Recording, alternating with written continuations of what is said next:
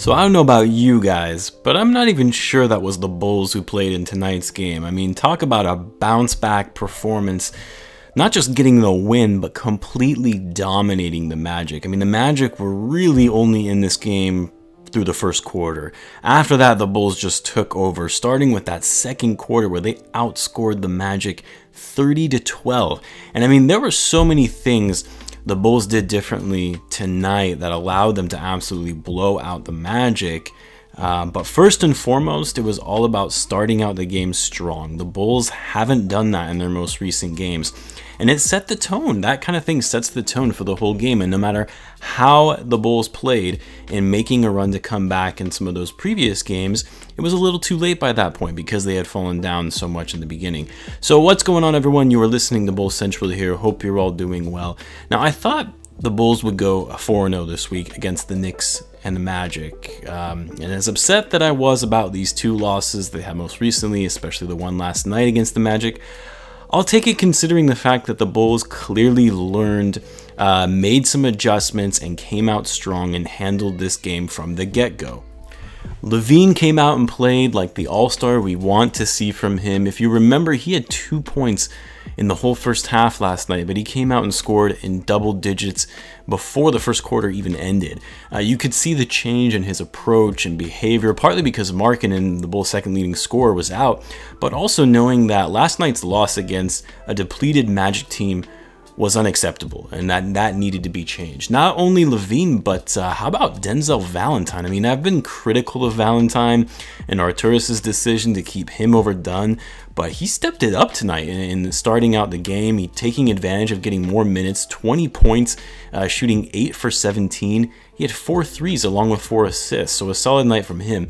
Among the things that the Bulls did differently from this game, other than starting out strong, like I mentioned, how about they limited the Magic's opportunities on second chance points? That was a huge issue in these past 2 games. They crashed the boards and fought hard for those 50-50 chance loose ball opportunities, and the Magic only got 4 points on second chance opportunities against the Bulls. That's key in winning this game. Not only that, the Bulls finally had a good shooting night from 3, a good shooting night in general, really. They shot 51.6% from the field and 50% from 3. Compared to what we saw the last couple of nights, that was a huge difference. They took care of the ball as well. They only had 10 turnovers. Again, a 3rd game in a row where the Bulls have been better at limiting turnovers, who have been, they've been averaging 16 turnovers per game so far this season until recently. And then above all of that, ball movement. They moved the ball incredibly well tonight, making the right passes, playing team ball, not allowing the Magic to simply play man-on-man defense, but forcing them to play zone. And then on top of all of that, ball movement. They moved the ball incredibly well tonight, making the right passes, playing team ball, not allowing the Magic to simply play man-on-man defense, but forcing them to play zone. And when you play like that, you're going to do well. 26 assists. Satoransky actually led the team with 6 assists. So what's impressive about that is it shows you the whole team was making plays. Every single player who played tonight had at least 1 assist. Lavine, of course, an incredible night for him. 39 points, incredibly efficient from the floor, 16 for 25 from the field, and only having 1 3 the last 2 games. He goes 5 for 6 tonight from 3. He had 39 points to go with 7 rebounds and 4 assists. Now, how about Patrick Williams? He played the 4 tonight in Markkanen's absence. I actually loved seeing him play the stretch 4, and he picked up right where he left off from last night. He had 16 points, 7 for 13 shooting. In his first double-double, I believe, he had 10 rebounds. You can see the confidence from this kid in these past few games. Not as timid in putting up a shot when he's wide open, but more so in driving to the basket, drawing contact, and fighting for rebounds as well. Just looking strong and poised with every passing game. I love it. Coby White had a better game as well, 13 points again.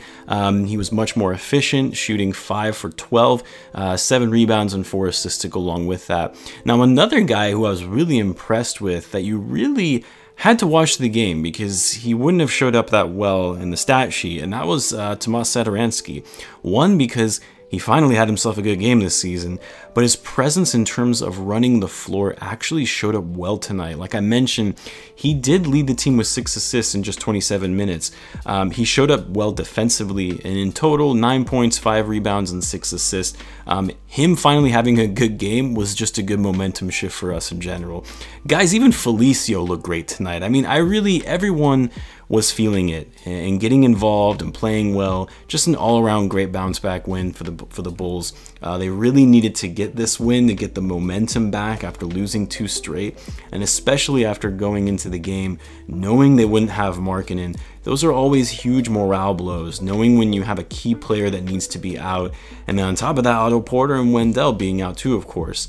Now, I'm sure there are going to be a lot of Bulls fans who will say, and I can just visualize it in the comments right now, see, this game is exactly why we don't need Markkanen. He's soft, he has no skills other than shooting, and that we're better off without him. No, just no. I won't disagree the health issues are a concern for me when it comes to Markkanen, but this game isn't a sign of the fact that we don't need him.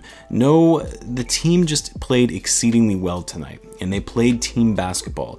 They've shown to play like that with Markkanen as well. That's what was the difference maker. That's what won this game. It wasn't because Markkanen was out of the lineup. Anyway, I'll be back with a weekly preview video tomorrow for the Bulls' upcoming games next week. Bulls have tomorrow off as they head back to Chicago, and they will take on the Wizards on Monday. Again, another winnable game.